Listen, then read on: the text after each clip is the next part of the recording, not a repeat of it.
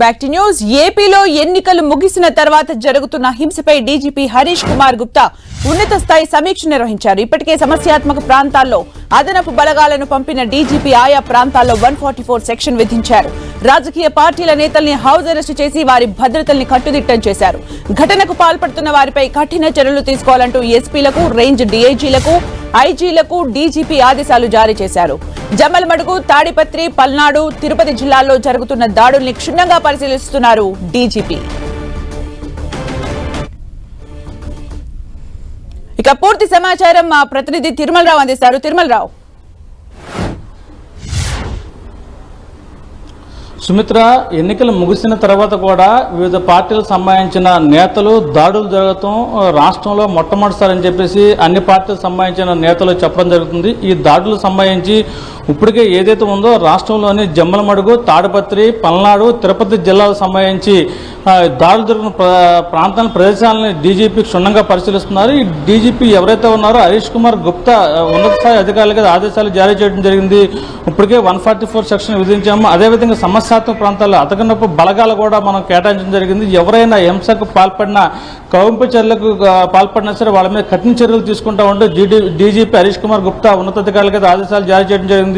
ఈ అంశాలకు ఎవరైనా పాల్పడితే వాళ్ళని ఎట్టి పరిస్థితులు ఉపేక్షించేది లేదు, అలాంటి వారిపై కఠిన చర్యలు తీసుకోవాలంటూ చెప్పడం జరిగింది. ఇప్పటికే దీనికి సంబంధించి ఏదైతే ఉందో ఈ దాడి జరిగిన ప్రదేశం సంబంధించి ఇటు ఎస్పీలకు, అదేవిధంగా రేంజ్ డీఐజీలకు, ఐజీలకు సంబంధించి వాళ్ళతో సమీక్ష సమావేశం నిర్వహిస్తున్నారు. ఎప్పటికప్పుడు వాళ్ళ దగ్గర నుంచి సమాచారాన్ని స్వీకరిస్తున్నాడు. అదేవిధంగా ఎవరైతే ఉన్నారో దాడులకు పాల్పడుతున్న వాళ్ళ మీద క్షుణ్ణంగా పరిశీలించండి. ఆ స్థానికంగా ఉన్న సీసీ కెమెరాలు, అదేవిధంగా పోలీసుల బాడీ కెమెరాలను పూర్తిగా పరిశీలించండి.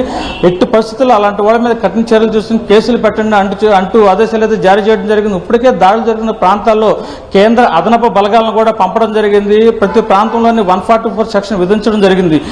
అదేవిధంగా ఎవరైతే ఉన్నారో కీలక నేతలు హౌస్ అరెస్ట్ చేయడం, అదే వాళ్ళకి సంబంధించి పూర్తి స్థాయిలో వాళ్ళ ఇంటి వద్ద కట్టుదిట్టమైన భద్రత ఏర్పాట్లు అయితే చేస్తున్నారు. ఏదేమైనప్పటికీ ఈ ఘటనకు సంబంధించి పూర్తి స్థాయి సమీక్ష నిర్వహిస్తున్నారు. ఎలాంటి దాడులకు పాల్పడినా ఎవరైనా సరే ఉపేక్షించవద్దు అని చెప్పడం జరిగింది. ఇప్పటికే ఎవరైతే ఉన్నారో దాడులకు పాల్పడిన వారు కొంతమంది మీద కేసులు నమోదు చేశాము. కొంతమంది ఎవరైతే ఉన్న సీసీ ఫుటేజ్, అదేవిధంగా ఇతరత్ర సంబంధించి సాంకేతిక పరిజ్ఞానం పెట్టిన వాళ్ళు కూడా అరెస్టులు చేస్తామని చెప్పడం జరిగింది. ఈ రోజు కంట్రోల్లో రావాలి, కంట్రోల్ రాకపోతే మాత్రం ఎట్టి పరిస్థితుల్లో ఉపేక్షించేది లేదు అంటూ డీజీపీ ఉన్నత స్థాయి అధికారులకు ఆదేశాలు జారీ చేయడం జరిగింది. ఏదైనప్పటికీ అంటే స్టేట్ వైడ్ గా కూడా ఇలాంటి గొడవలు కనిపిస్తూనే ఉన్నాయి. అంటే అసలు దీనికి ఆజ్యం ఎవరు పోస్తున్నారు అనే దానిపైన ఏమైనా క్లారిటీ ఉందా? అలాగే సోషల్ మీడియా పైన కూడా ఏమైనా ఆంక్షలు విధించే ఛాన్స్ కనిపిస్తోందా? సుమిత్ర, ఈ ఏదైతే ఉందో ఈ దాడులకు సంబంధించి టీడీపీ నేతలు అయితే వైసీపీ నేతలు కవ్వింపు చర్యలకు పాల్పడుతున్నారు అని చెప్పడం జరుగుతుంది. అదేవిధంగా టీడీపీ నేతలు అయితే ఒకటే ప్రధానంగా ఆరోపిస్తున్నారు, ఈ గెలుపు మాకు సాధ్యమవుతుంది, ఈ కావాలని వైసీపీ నేతలు తమను కవ్వింపు చర్యలకు పాల్పడుతూ రాష్ట్ర వ్యాప్తంగా శాంతి భద్రతలు విఘాతం కలిగిస్తే ఇంకా దీనికి సంబంధించి పరిణామాలు ఇంకెంత ఉండిపోతుందని చెప్పేసి ఈ వైసీపీ నేతలే చేస్తున్నారంటే టీడీపీ నేతలు అయితే చెప్పడం జరుగుతుంది. మరో విధంగా ఈ సోషల్ మీడియా సంబంధించి కూడా డీజీపీ అయితే పూర్తి స్థాయిలో ఆంక్షలు అయితే విధిస్తున్నారు. ఇప్పటికే దీనికి సంబంధించి అసంఘిక కార్యక్రమాలకు సంబంధించి కానీ ఇతరితర సంబంధించి కానీ పోస్టులు చేస్తే వాళ్ళ మీద చర్యలు తీసుకుంటామంటూ సోషల్ మీడియా సంబంధించి ఆంక్షలు విధించారు. ఏదేమైనప్పటికీ ఈ దాడులకు సంబంధించి ఇటు అధికార పార్టీ నేతలు, ఇది ప్రతిపక్ష పార్టీ నేతలు కూడా ఒకటే చెప్తున్నారు. ఇది ప్రతిపక్ష నేతలు అయితే ఒకటే చెప్పడం జరుగుతుంది, గెలుపు మాకు సాధ్యమైంది, దీన్ని జీర్ణించుకునే వైసీపీ నేతలు దాడులకు పాల్పడుతున్నారు. అర్ధరాత్రి వైపు మా దాడులు చేసి మా మీద దాడులు చేస్తామని చెప్పేసి టీడీపీ నేతలు చెప్తుంటే వైసీపీ నేతలు కూడా గెలుపు మాకు సాధ్యమవుతుంది, కావాలని కొంతమంది టీడీపీ నేతలు మా మీద దాడులు చెప్తున్నారు, కవ్వింపు చర్యలు పాల్పడుతున్నారు అని చెప్పడం జరిగింది. ఏదేమైనప్పటికీ ఈ దాడులు జరగడం అనేది చాలా దారుణమైన విషయం. దీన్ని మాత్రం పోలీసులు ఉపేక్షించవద్దని చెప్పేసి డీజీపీ చెప్తున్నారు. ఇప్పటికీ అదనపు బలగాలు పంపడం జరిగింది. అదనపు బలగాలకు ఇంకా ఏమైనా బలగాలు కావాలంటే పంపుతాము, కానీ ఈ రోజు మాత్రము ఎట్టి పరిస్థితుల్లో దాడులు జరిపిన ప్రాంతంలో జమ్మలమడుగు, తాడిపత్రి, అదేవిధంగా పల్నాడు జిల్లా, తిరుపతి జిల్లాకు సంబంధించి ఏదైనా దాడులు పలిపితే వాళ్ళ మీద కఠిన చర్యలు తీసుకుని ఈ రోజు నైట్ కల్లా మొత్తం కంట్రోల్గా రావాలంటూ డీజీపీ అయితే ఉన్నత స్థాయి అధికారులుగా ఆదేశాలు జారీ చేయడం జరిగింది. సుమిత్ర, అలాగే 144 సెక్షన్ కూడా విధించినట్టుగా తెలుస్తుంది. అంటే మొత్తానికి కొంతమంది నాయకులను కూడా అదుపులోకి తీసుకున్నారు. మరి ద్వితీయ శ్రేణి నాయకత్వం ఏమైనా స్పందించే అవకాశం కనిపిస్తోందా?